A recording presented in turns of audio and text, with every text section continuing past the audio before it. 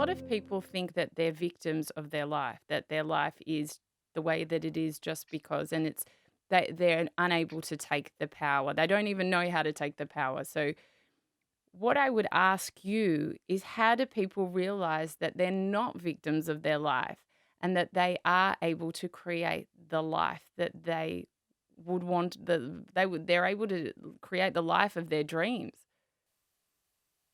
Yeah, I mean, I think the greatest catalyst for change is pain, Mm, and when you have endured enough pain, I think it will cause you or me or anyone going through it to stop and say, what's causing this pain?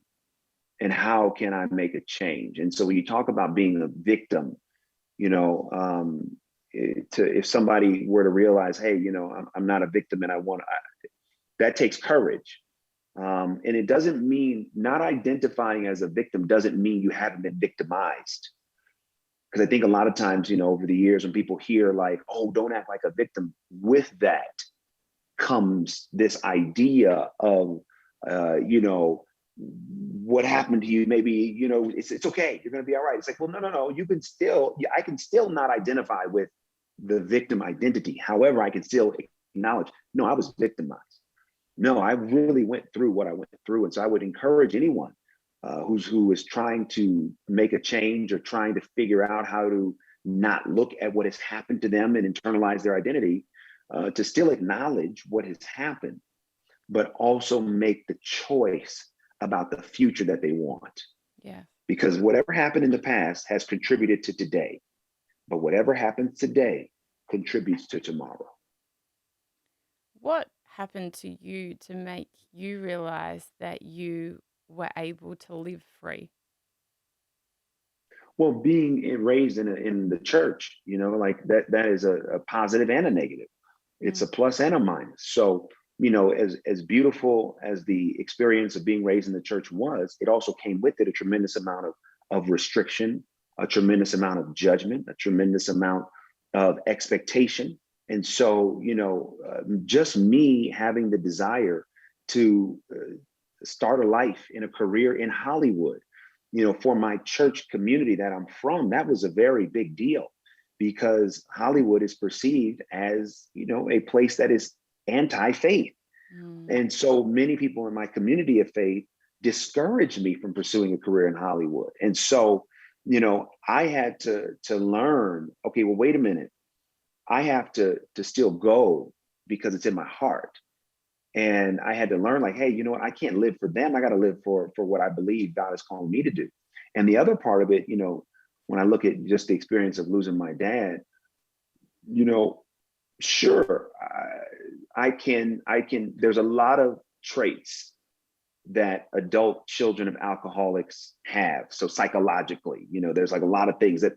So when I look at certain things that I do or have done as an adult, and then I look at what clinically what adult children of alcoholics will exhibit. I exhibit some of those behaviors. However, what I do for myself is I say, okay, that may be the truth, but I'm not going to use that as an excuse. yes.